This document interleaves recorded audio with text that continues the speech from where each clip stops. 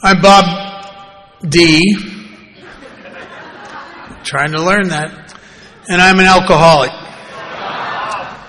And through the grace of a God that I was afraid to believe in, that I've accessed and maintained in my life through a process outlined in a book entitled Alcoholics Anonymous, the ability to remain sponsorable and a persistent and consistent effort in our primary purpose of trying to forget ourselves and devote our lives to helping others. Consequently, I haven't had a drink or any mind or emotion-altering substance since October 31st, 1978.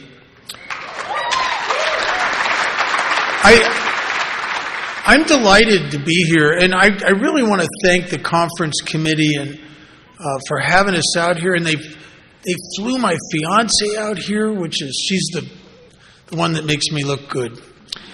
And they flew her out here, which we travel well together, and it's really it's just an amazing thing when that happens. And most of the time she wants to go with me, but we buy the tickets. And we travel well together, and she's a solid member of AA. She sponsors half the women in the state of Nevada, I think.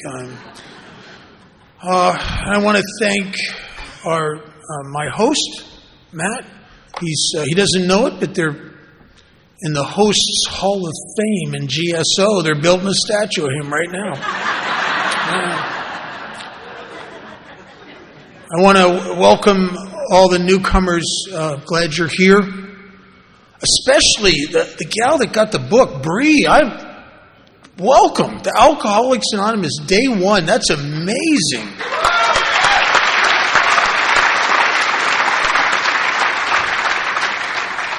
You know, I imagine you've been some places, church, Amway, Anthony Robbins, a lot of self-help, treatment centers. This is different. This is the only place you'll ever find on the planet where they'll give you a standing ovation and a gift for recently burning your life to the ground. I mean, you're not going to get that at the PTA, I'm telling you. Why do we do that? I mean, see, we know things that you don't know. We know what can happen to you here. You don't know yet because it hasn't happened. And we can't tell you exactly what can happen. We just know it's exciting to watch it happen to you. And some of us, it gratifies us. Some of us, it makes everything and all the effort and all the inconvenience of Alcoholics Anonymous worthwhile. You know? And we get to see someone rise up like the phoenix out of the ashes and find the life that was always God's vision of their life. It just wasn't their vision of their life. And they got a new manager, and it's wonderful to watch. It's just amazing. God, there's a lot of golfers here. 30 years ago, friends of mine tried to turn me into a golfer. I wanted to golf with my buddies. And I'm a smart guy, but I got to tell you, when your IQ is lower than your golf score, you got to know this maybe isn't your fit, Bob. And I had a major handicap, which was honesty, because if I wasn't honest, I could have run a 67 every time.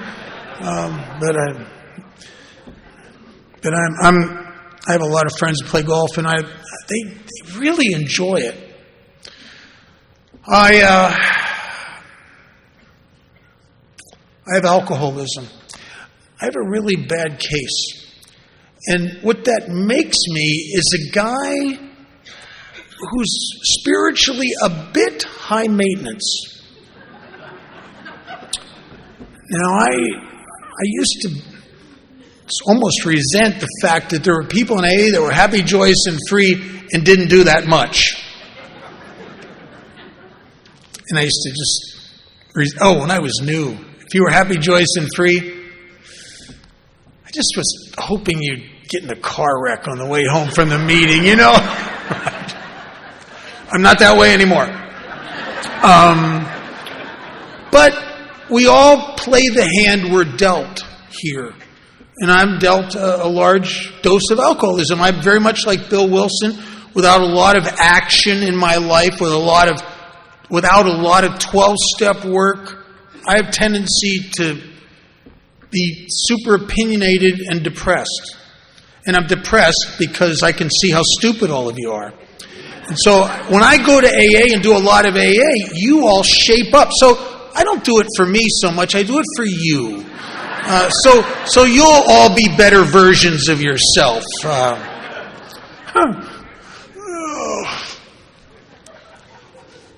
This has been a tough year. There's an energy. I was at a conference in Vegas in December, and man, the energy in the room, much like the energy in this room.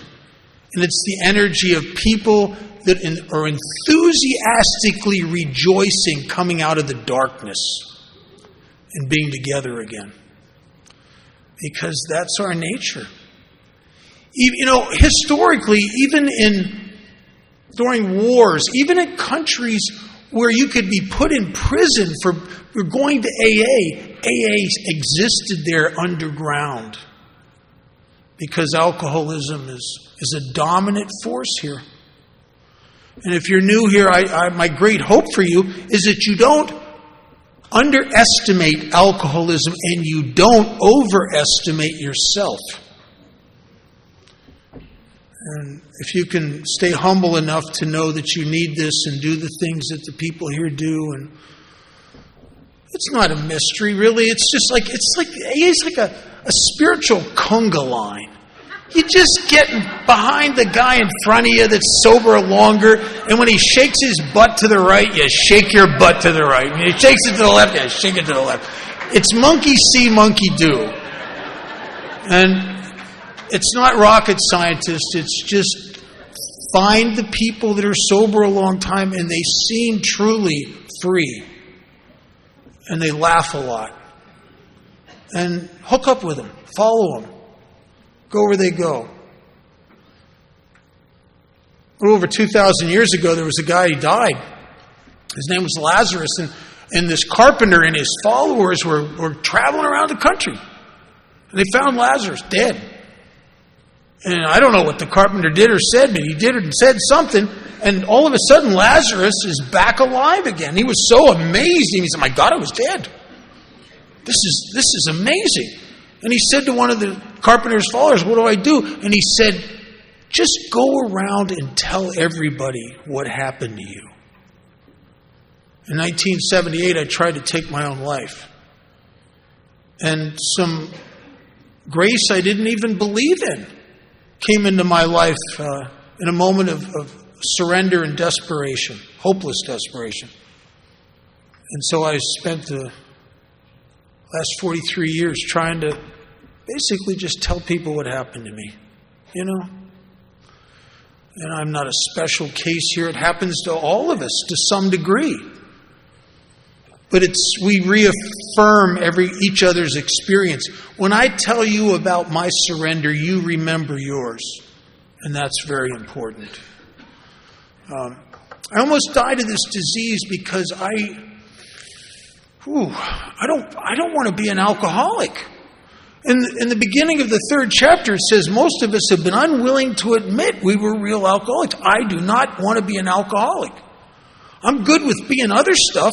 I'll be a drug addict. That's a little sexy panache to that. I mean, I had rock star heroes that were professed drug addicts. I'm willing to be that.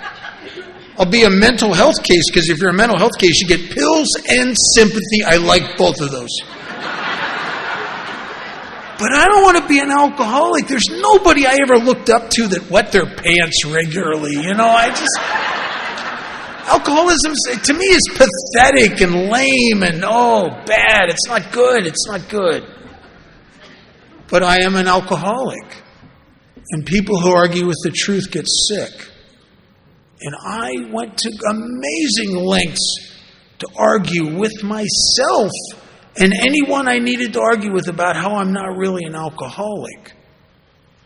And I don't know, it seems like my ego was hell-bent when I was forced to come to AA meetings to find the differences between me and you. I'd pick you apart. I'd find the differences. And we get sicker on the differences and we get better on the similarities. But when you have the mind I got, I can't see the similarities. But man, can I see the differences? And it doesn't take much to... And my alcoholism, this thing that's killing me, I can't see it because it hides in the middle of a whole bunch of other problems. And there's Marnie and I earlier this year, we spent a month actually longer than that, over in Maui. And in the center of Lahaina, there's this tree that's takes up a whole city block. And it's one of the largest banyan trees anywhere. And it looks like a forest. But it's not. It's one tree. But it's a lot of trunks and a lot of branches coming off those trunks. But if you trace it all back, there's one trunk in the center, and it all comes from that. And that's the way my alcoholism, it hid from me in a forest, in a menagerie of other problems that some of them seem more severe. Like, I used heroin. See? My case is different. I did speed. Yeah. See? My case is different. I'm a depressive. See? My case is different. I don't feel like you people in AA look or sound. You see, my case is different.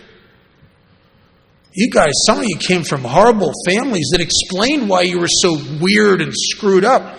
I came from a family burdened by love. Oh my God. You think that would make it better? It doesn't make it better. Now I have nothing to hang out my weirdness on. I would sit and envy.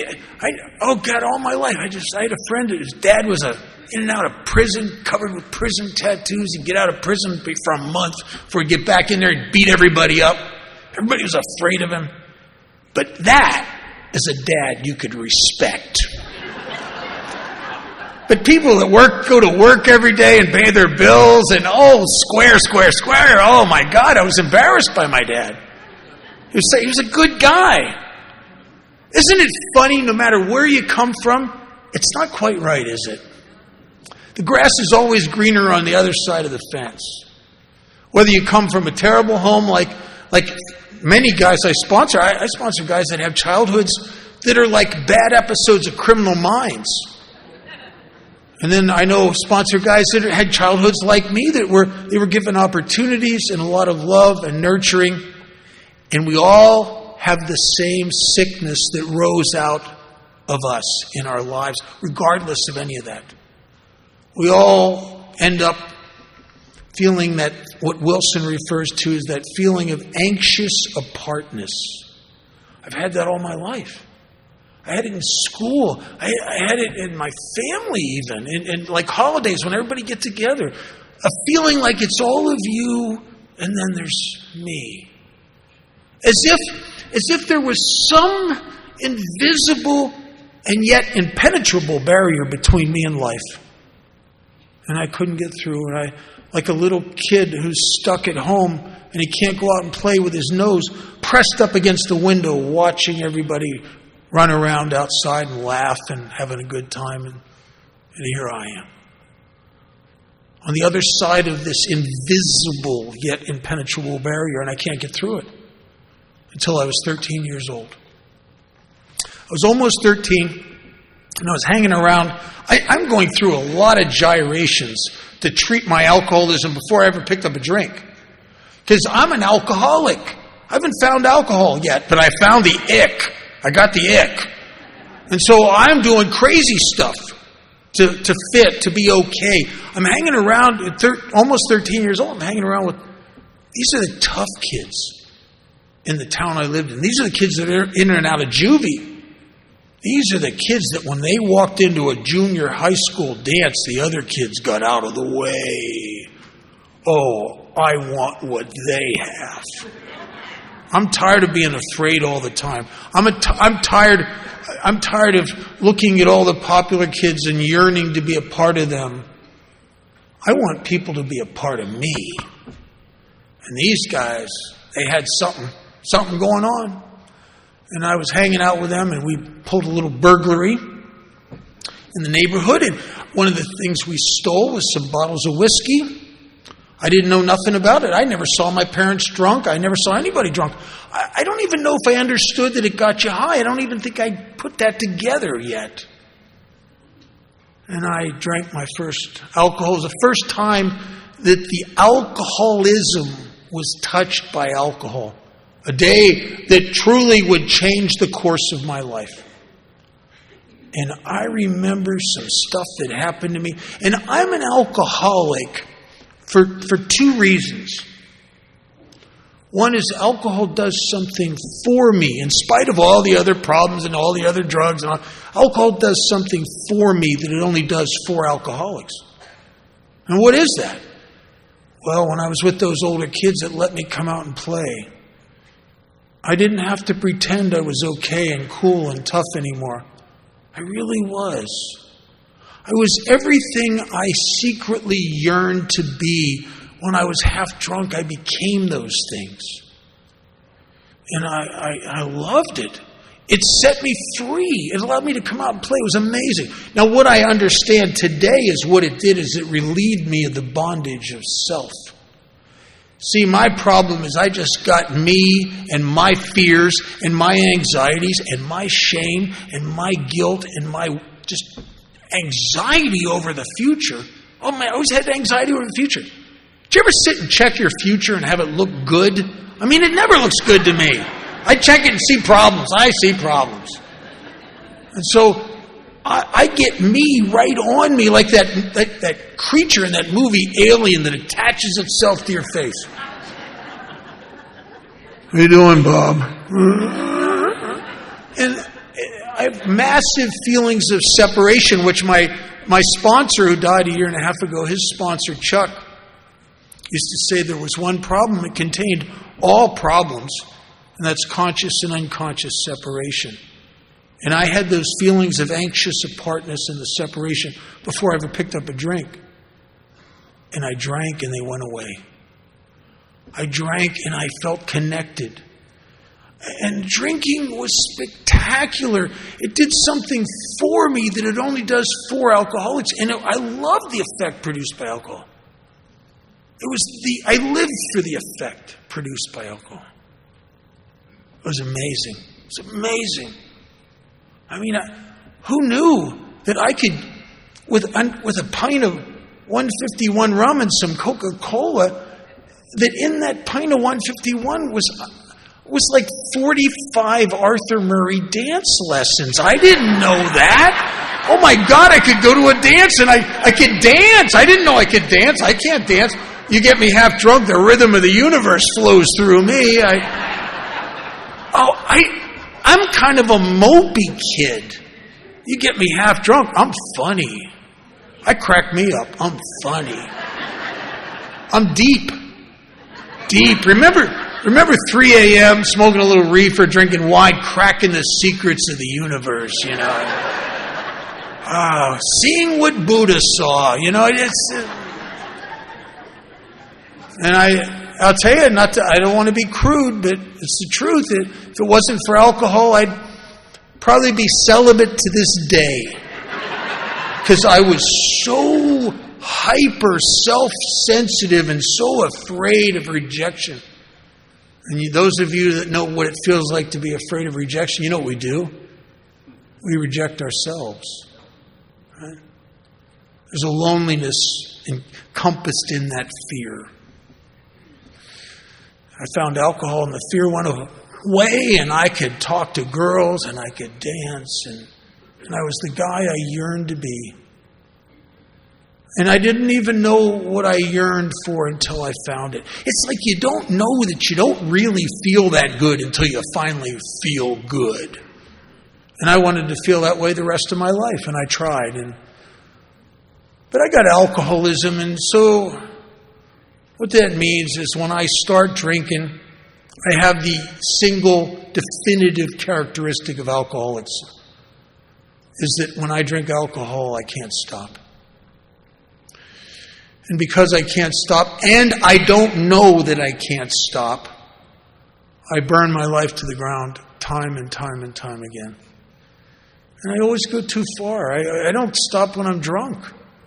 I mean, when people get drunk, they stop. Not me. I don't stop as long as I'm conscious. I'm that guy. So I start getting in a lot of trouble because I got this allergy to alcohol. I don't know it. I remember one time, any blackout drinkers in here? Oh. Hard going through life when other people know more about you than you do, isn't it? Yeah, I'm telling you. I don't know about you, but I never heard anything good the next day. Oh, I hear you peed in our kitchen, for God's sakes. You know, I hear that I hear shameful, horrible stuff that I can't believe. I didn't do that. Yes, you did. They didn't have Photoshop then, because if you would have taken a picture of me doing it, I would have said it's Photoshop. It's not me. It's not me.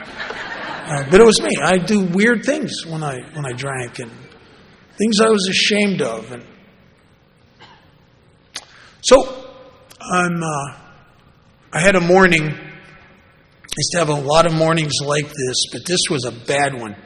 You know, where the night before, I got really out there. And I did some shameful, embarrassing things. Now there's a whole group of people I can't even go around. I'm so ashamed of myself. And my roommate, who's not, I don't know if he's an alcoholic or not, but I'll tell you, he loves to tell me the stuff I did the night before they don't remember. He loves that. And it's horrible, and I'm scared, and I'm remorseful, I'm embarrassed, I'm humiliated, and I'm scared. And I just having this conversation with myself, man, I can't do that again. I could have went to jail. This is horrible. I'm supposed to meet my buddies down at Dot Bilski's. It's a little corner bar where we shoot pool and drink. Man, I can't go down there and do that again. But I'm nervous. I come to him, I shake a little bit, And I need to calm my nerves down a little bit. And I thought, well, what am I going to do? I can't do what I did last night. And I thought, I know what I'll do. I come up with brilliant plans. The plan is I'm only going to have 8 drinks. Just 8. That's it. No more, no less. 8 drinks, that's it. I'll slow sip them. It's going to be good. I never punched a cop on 8 drinks. I never did anything too humiliating on 8 drinks. That's always somewhere north of 12, 8 drinks. So I go there with a plan, and my buddies are there. We're shooting pool, and I'm not a slow sipper, though. I can't do it. When I start to drink, I'm like the Alpo dog in the commercial that they haven't fed for 3 weeks. I'm that guy. So I'm enjoying the plan. I'm having fun. I'm laughing. I'm shooting pool with my buddies. And it's a great plan. And then I hit 7.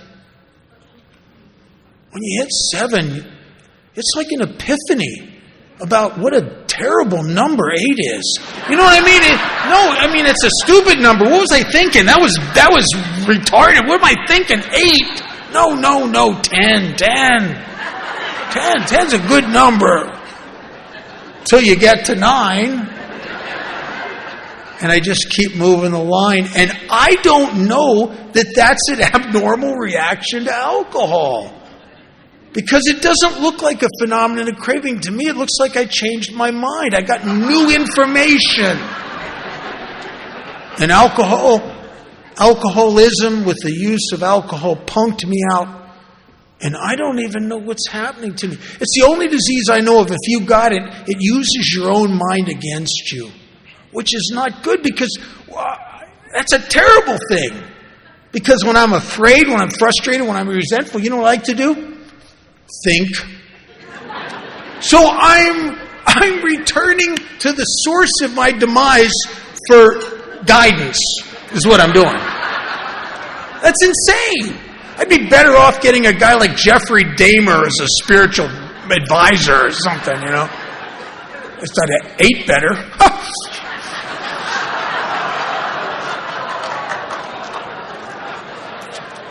Never said that before, never will again.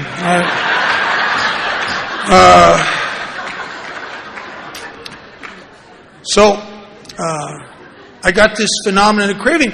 And then there's another aspect of alcoholism which almost killed me. And I suspect the phenomenon of craving and this abnormal reaction to alcohol that you may not even want to believe you have, coupled with the thing I'm going to talk about next, is what kills people like me. See, it's not just that I have an abnormal reaction to alcohol. I have an abnormal reaction to abstinence. And I don't understand it because it's subtle and it's vague and I can't put my finger on it. But after a time, when I first get sober, I'm full of enthusiasm. I'm the guy I'm not going to ever drink again. I'm going to change my life. I'm going to go to college. I'm going to get there. I'm going to get a girl. I'm going to job. I'm like a car engine that won't turn over. I'm going to get drunk is what I'm going to do. And I don't know I'm going to get drunk because I had such a horrible drunk, and I swore to myself, and I meant it, I'm never touching that stuff again. And then this thing starts happening to me day in and day out, and Silkworth says that we become, after a time, restless. I don't know that it's restless. I just have this inability to feel settled anywhere, Do you ever watch a dog circle the living room looking for its spot to lie down? I'm a dog that can't find its spot. I'm irritable, but I don't want to be irritable. I don't like irritable people. I don't want to be irritable, but I am very bright and I can see the stupidity in people quickly.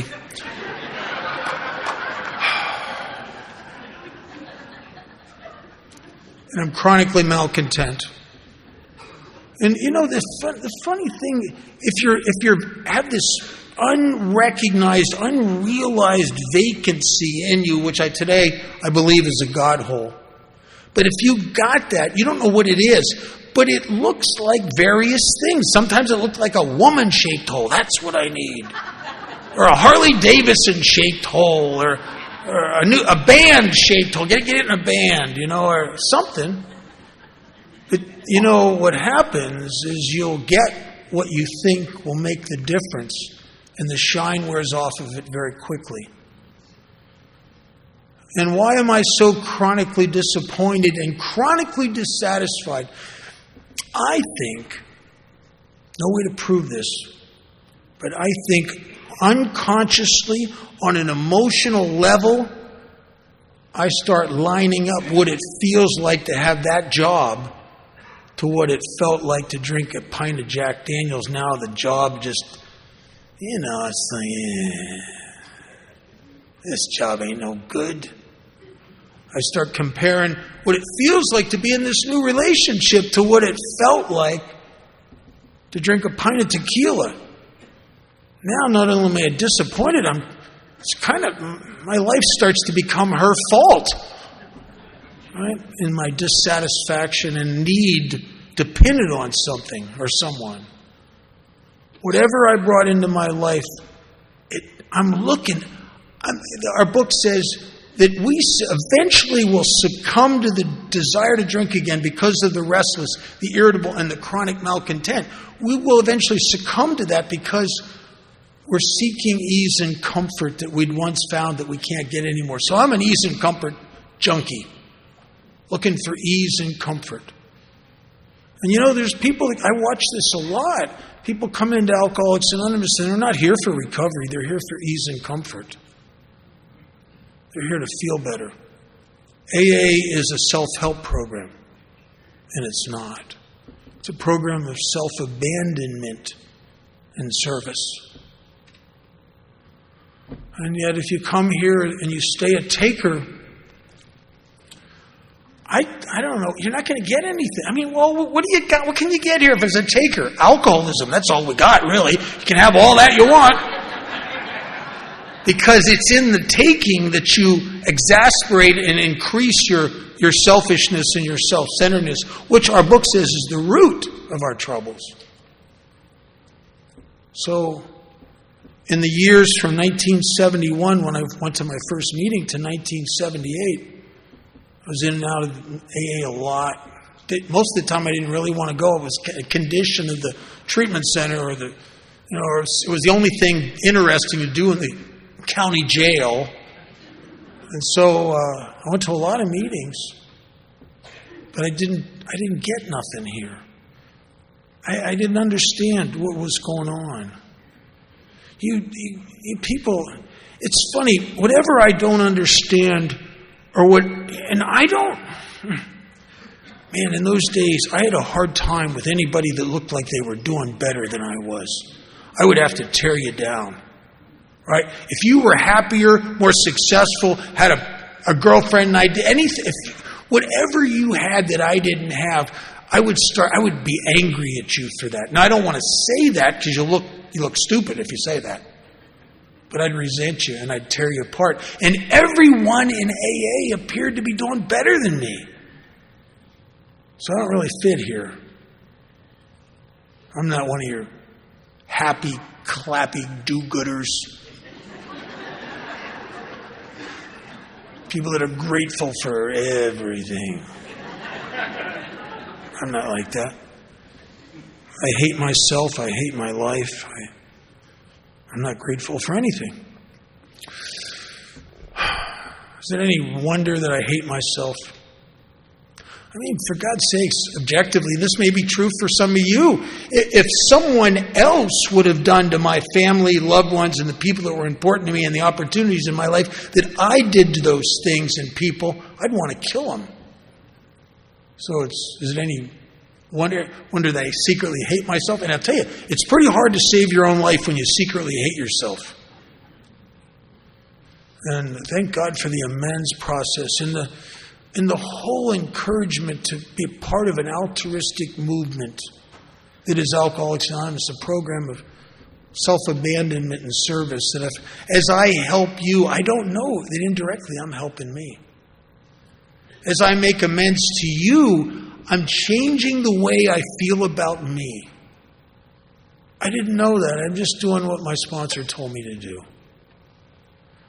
So in 1978, I was sentenced to 2 years in a state penitentiary, and then the judge cut me a break and pushed the commitment aside and told me if I went into this place in Pittsburgh called the Ark House, and if I stayed in there a year, I hate to even call the Ark House a treatment center. It was the bottom of the food chain for treatment centers. I mean, it was like a bunch of homeless guys and guys right out of prison. There's guys here from Pittsburgh. I saw them earlier. And I went into this place, and I went in there with a determination, because I don't want to do the 2 years. And I'm made up my mind this time. I know I said that before, but I really mean it this time. I am not going to drink again. I got too much at risk. And it's not fun anymore either. And so I'm not going to drink. And the day comes, it always comes. If you are an alcoholic and all you've done is quit drinking and visit a few meetings to see what's wrong with us, which is my favorite way to do it, and you're just doing that, the question isn't if you're going to drink again. I think truly the question becomes when. I think it's an inevitability. Whether it happens to you at 15 years sober, 15 months sober, 15 weeks sober. I've been going to a detox several times. I go to several detox meetings a week. I see all kinds of people drink again. Man, over the pandemic, we had a lot of people take their own lives. We had a lot of people drink again with long-time sobriety because alcoholism is unforgiving.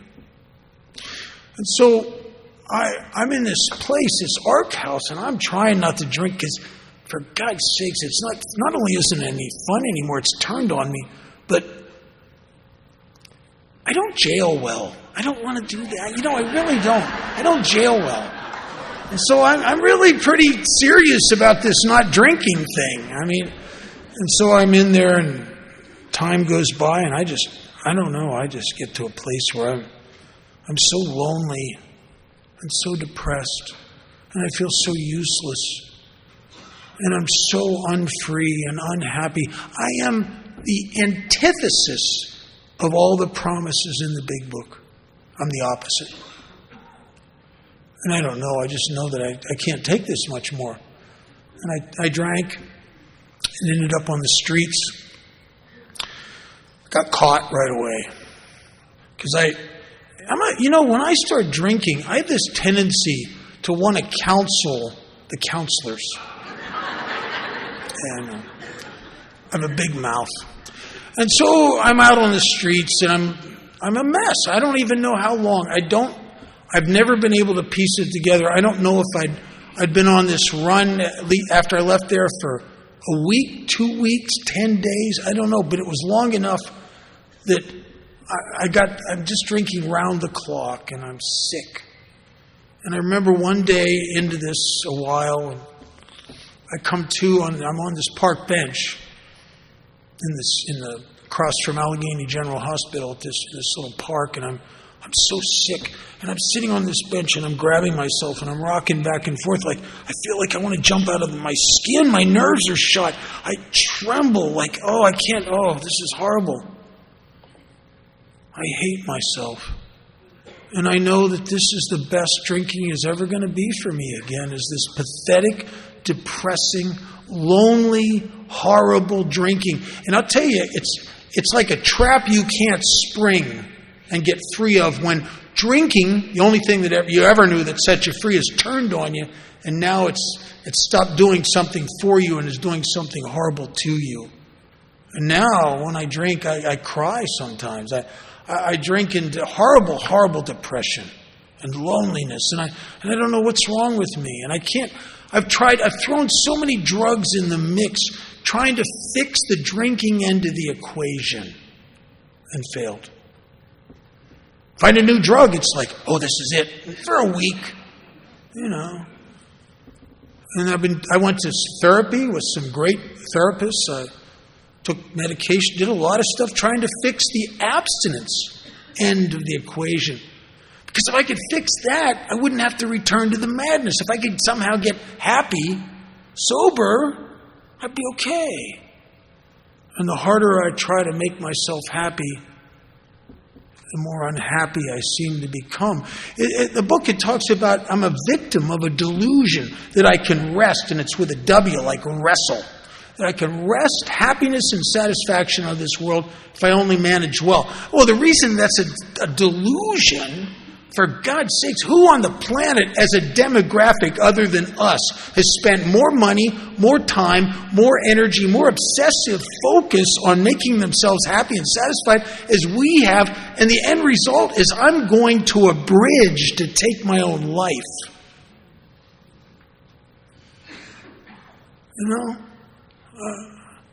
And I'm not awake to even understand the dynamic of that, the cause and effect. And I couldn't kill myself, and I ended up through a bizarre series of circumstances in a treatment center in Las Vegas, Nevada, detox. Wasn't trying to go to Vegas. Matter of fact, when I was in Gateway or Mika's house or any of those places in Pennsylvania, if they'd asked me, hey, Bob, we suspect if you don't die, we think you're going to get sober one day. Why don't you make a list of 100 cities that may occur in? Vegas isn't on that list. I'm telling you, no chance. But I was brought to Vegas by divine appointment. And met a man in there who, God, he laughed a lot. I think that's what attracted me. And he laughed a lot later after I asked him to sponsor me. He laughed a lot at my expense. Oh my God, he just thought my problems were hilarious. There's an adage in AA that I do not think is true. It says, let us love you until you can love yourself. Stop it. I'm the black hole of love. You can't love me enough. If love would have fixed me, my mother and father would have fixed me. Some of my girlfriends would have fixed me. You can love me and sacrifice and give me everything you got, and I'll just stand there and go, is that it? But what happened to me in Alcoholics Anonymous was more along the lines of, let us laugh at you until you can finally laugh at yourself. And in the humor is the humility. They came from the same root word. In the humor is the freedom. In the laughter is the connection. I think sometimes in a meeting of Alcoholics Anonymous, when everybody's laughing, it's like if you close your eyes and just try to feel from the pit of your stomach, you'll hear the voice of God in the laughter. It's the voice of freedom. And we laugh a lot in AA. And we laugh about stuff that, I love it when some Al-Anon, new Al-Anon, or somebody in AA's parents are at a meeting, and we're laughing about stuff that they think is horrible.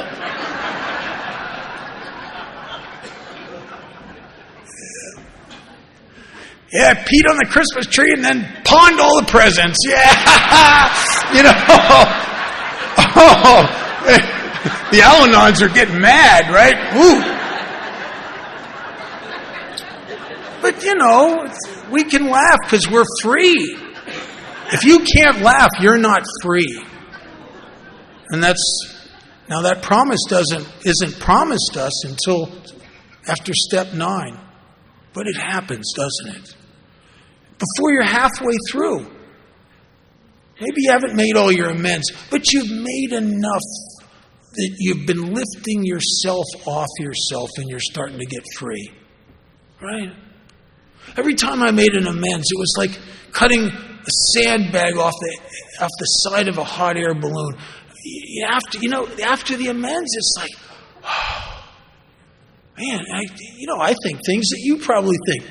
Why did I wait so long to do that? And that's true for the amends that pop up in the nightly review in step 11 or in step 10. And it says that we make amends at once. Well, if it's embarrassing, that could be 3 months. I mean, and I learned through pain. I learned a lot through pain and discomfort. I learned that when I delay doing what I'm supposed to do and making amends, that I will suffer in the interim. And you know how you know that? Because the minute you make the amends, you get the lift and the suffering stops. The moment I do. It's another of an endless series of surrenders. My grand sponsor used to talk a lot about surrender, and I think that's a big piece of what happens or has to happen here. No, I don't think any of us surrender once and for all because of the amazing recuperative powers of the alcoholic ego, but we surrender and then we start running the universe, and then we surrender because it's painful to do that, and then you start running the universe again, and this time I'm really going to surrender, and I'm never going to take it back, and I'm not, but my God, you guys are. I can see it. And I suffer from that. And so what started happening to me in my recovery, I started to realize how wrong I'd been about so many, many things. And to this day, I'm wrong about stuff. I got something going on with Marty and I right now, and it's not... and I'm wrong about it, and I know I'm wrong about it, and it's my dragon to slay, and I have to make this right within inside myself, and I'm probably going to have God's help, and it's never ending. I mean, there's no end to the things I have to correct. There's no end to it, because my ego and self-centeredness hasn't gone completely away. So it's reoccurring. And I found I had this sponsor who, my God, he He'd been a delegate. He had one of the guys that started the Las Vegas Roundup. He was involved in that, the starting of the first men's nonprofit, which there are not many nonprofit recovery houses left. It's like big money now.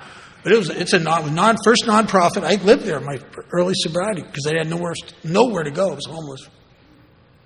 He was involved he had service positions. He was involved in everything. So I didn't know that, or I might have found a different sponsor. Because he wants me to do everything he's done, right? General service, intergroup service, H&I. I was a week out of detox. And he starts hammering me about being one of the guys taking the panel into the detox to share. He wanted me to get on the 12-step list. He wanted me to go out with old-timers and go help people, go try to get them sober. He wanted me to do service. Help. I'm Jesus. What a do-gooder. Oh, my God. So, because of my extensive therapeutic background, I said to him, well, I understand what you're saying, but don't you think I should work on me for a while?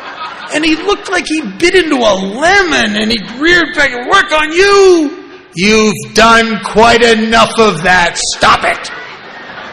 And when he said, I didn't get my feelings hurt. I just thought, yeah, that's right. I mean, if I could have been fixed, I'd have been fixed by now. I mean, I was hypnotized. I did rational emotive therapy. I did transactional analysis, Gestalt therapy, primal screamed. I mean, Jesus. If I could have been helped, I'd have been helped by now. My parents spent a fortune on treatment and psychiatry. Oh, my God. It's unbelievable. And I'll tell you how sick I am. I never even thanked them. My ego has a lot of entitlement and a lot of dissatisfaction. That I was so selfish and so self-consumed and that I would not even acknowledge the many, many people that tried to love me and help me. Never. Because it never was really enough. Yeah, you say you love me. But you don't really love me the right way. I don't know what the right way is, but it isn't this, evidently. Or else I think I'd feel better.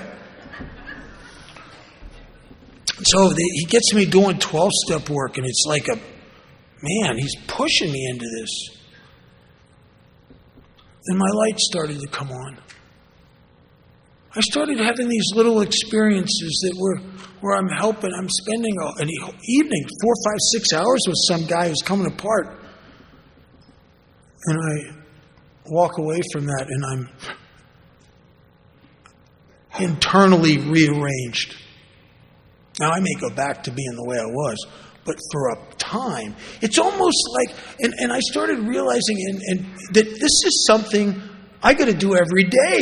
Wilson says it. He says our very lives as ex-problem drinkers depend upon our constant thought of others, their needs, how we can work for them. That a kindly act once in a while will not suffice. We have to act a good Samaritan every day. Every day. And what I realized is I spent most of the evening with that guy. It lit me up. I loved the way I felt. But now it's the next morning and I don't feel so good. When I was drinking the next morning, I knew what to do. You got to go re-up. You got to re-up. The bottle I drank last night isn't going to help me today. And so the altruistic actions on my primary purpose that I did yesterday aren't going to help me today. This is a whole new day. And I'll tell you, that was one of the hardest things, very hard for me during the pandemic. Because we were shut down for a period of time, and I had to get creative. I started answering the phones for central office, took a little bit of me off of me. I sponsored a lot of guys. We'd have them in our backyard. We had a meeting out in the backyard. Take a little bit of me off of me.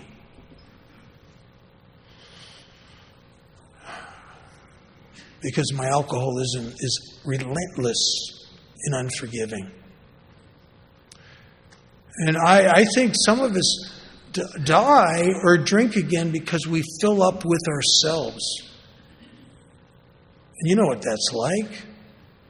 When I'm full of me, I'm separate from you, and I think the separation is your fault because you're cliquey and stupid and you don't like me. And if I just suspect you don't like me, I'm going to not like you first.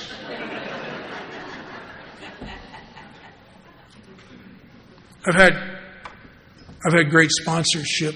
I would go in early sobriety. When I say early sobriety, I mean my first few years. I would go to my sponsor, and I'm like nuts. I am crazy. I feel like I'm having a nervous breakdown from anxiety.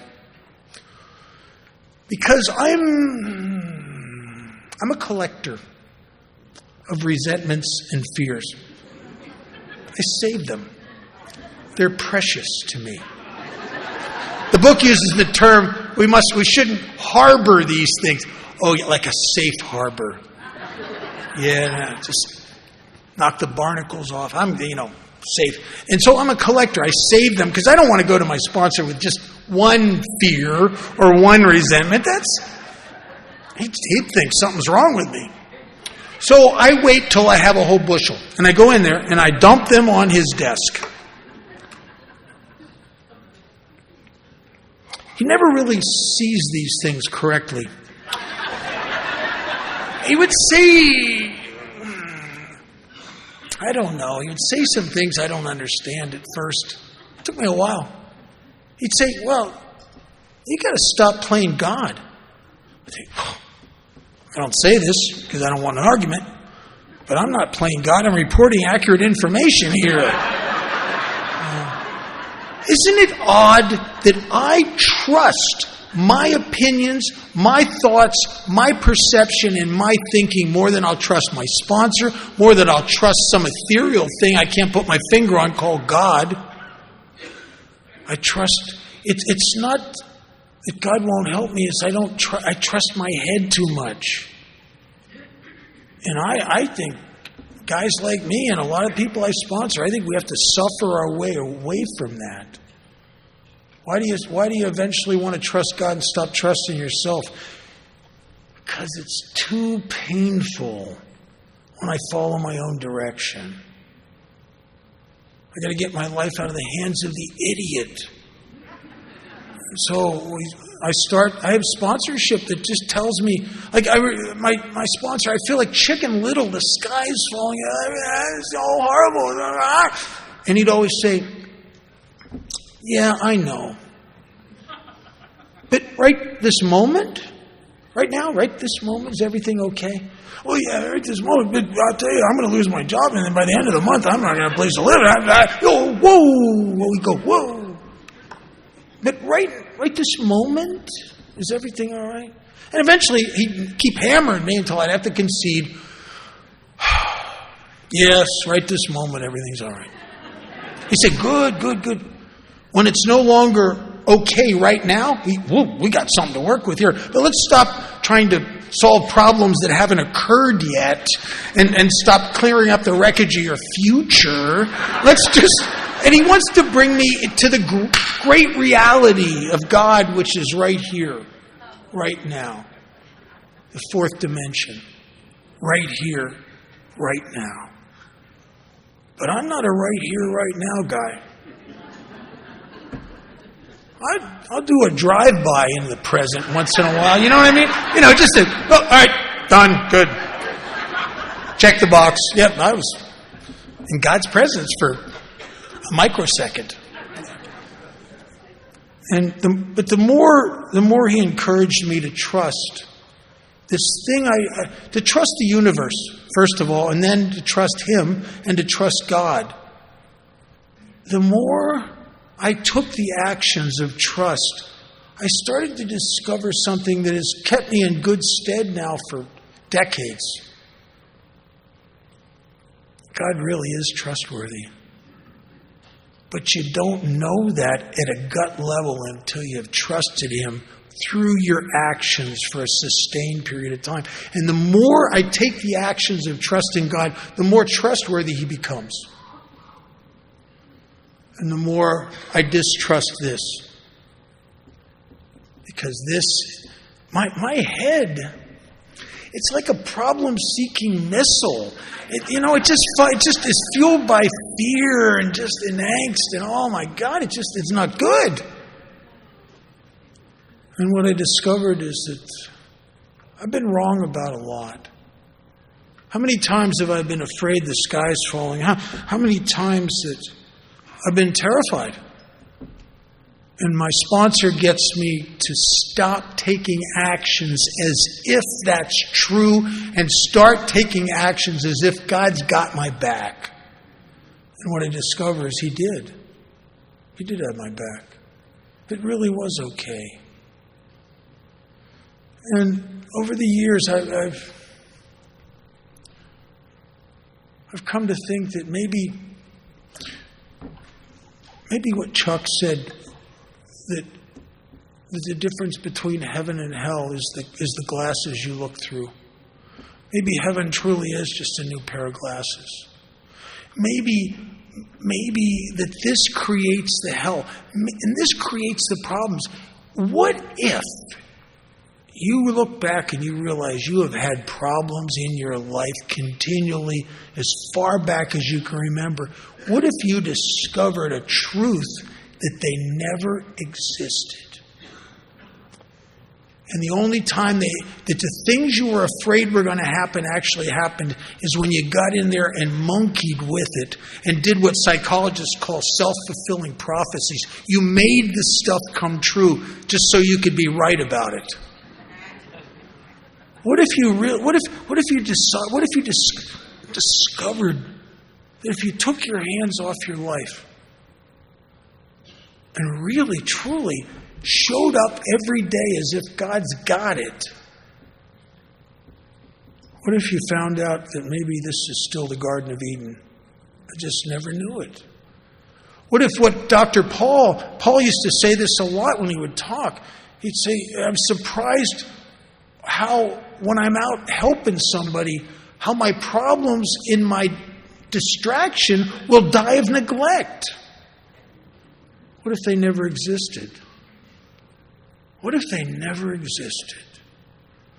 What if happy, joyous, and free is the divine right that's given to me in my creation? It was always me. It was always my inheritance.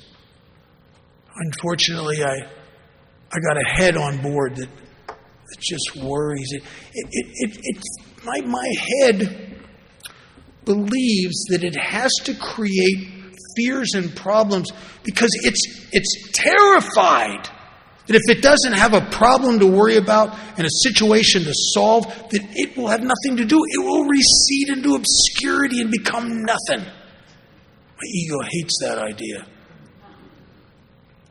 You ever just been sitting? There's no problems. One of those little periods where there really is not a problem anywhere. Life is good right now. And you start thinking.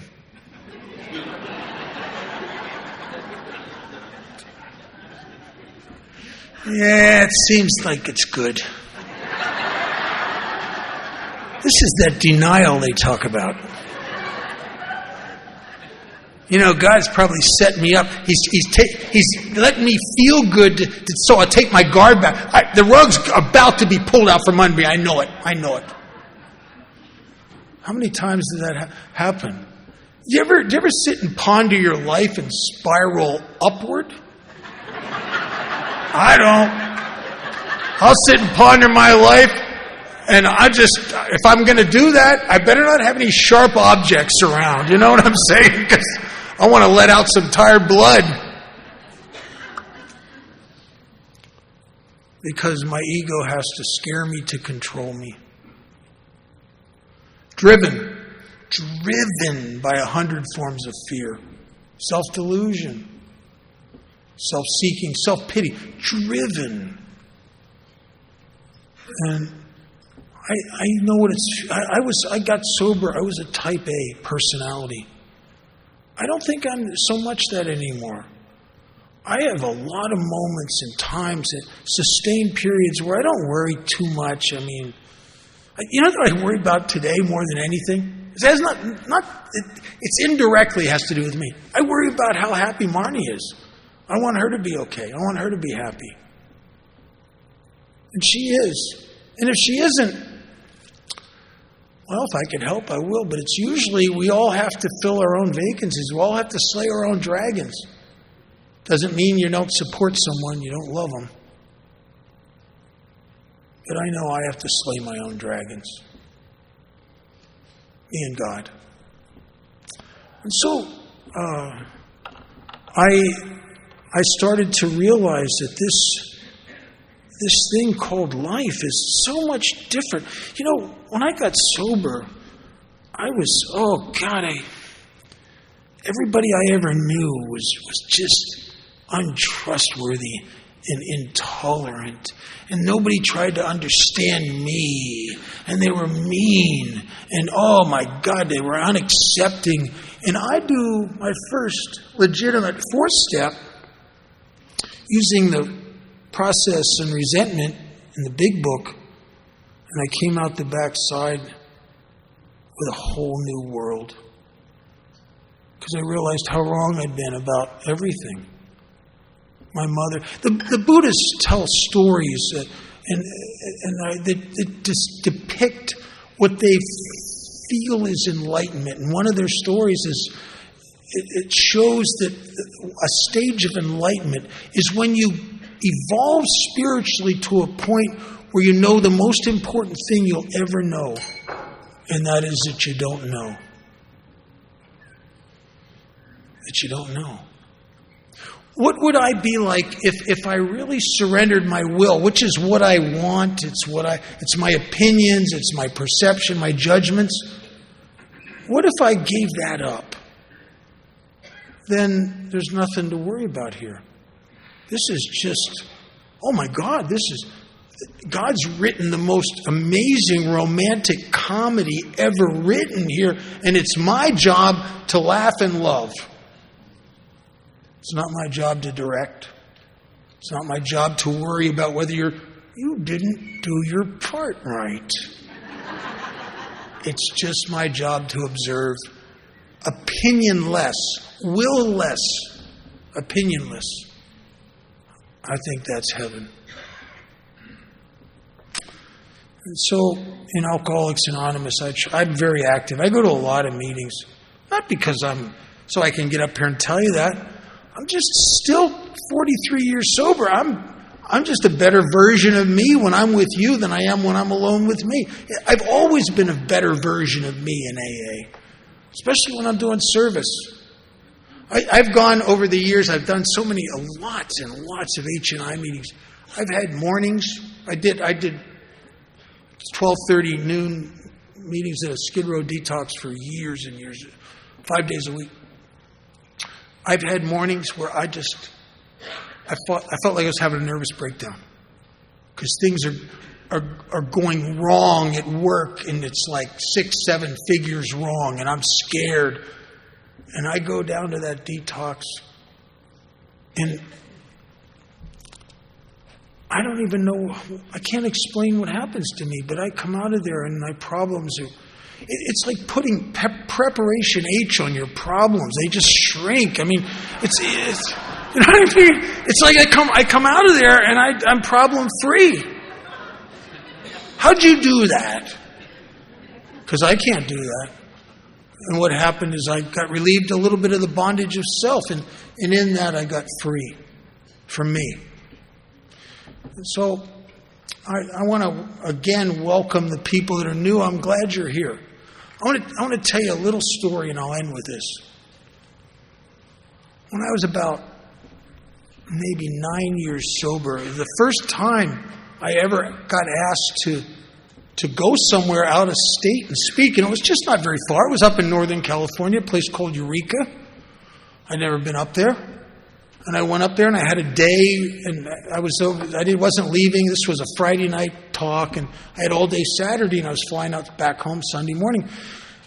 And I got this guy who's driving me around, and he's really a nice guy, and he takes me to a place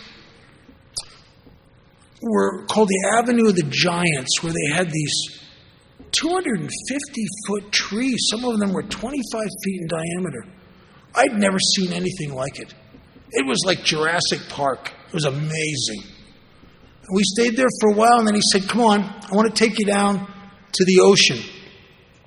There's some amazing-looking cliffs and these rock monoliths that come up out of the ocean. And I said, okay. So we had a little bit of a drive, and we're driving, and as we're going by these meadows and fields, and he said to me, he said, do you notice how you don't see a 200-foot tree all by itself in a field? I said, yeah. He said, you know why that is? I said, I don't. He said, well, God's created those trees that their nature is such that they aspire to grow to such magnificent heights that if they try to grow up alone in a field, they will literally outgrow their roots capacity to support and hold them up, and they'll topple over and die on their own aspired magnificence. What must happen is that they must grow up in community. And they intertwine their roots into a net below the floor of the forest. And they feed each other and support each other. And that allows them to grow into their nature. That's exactly what I found in Alcoholics Anonymous. I didn't know that when I came to AA and I got a home group and a sponsor and I started sponsoring people and having commitments and serving, I had no idea that I was literally intertwining the roots of my new life with yours, and you've allowed me to grow into God's vision of Bob. And it's still occurring. And I got to tell you, truly, truly, truly, God's vision of Bob is much better than my most exaggerated vision of Bob. God can, I can't. For God's sakes, I better let him. Thanks for listening.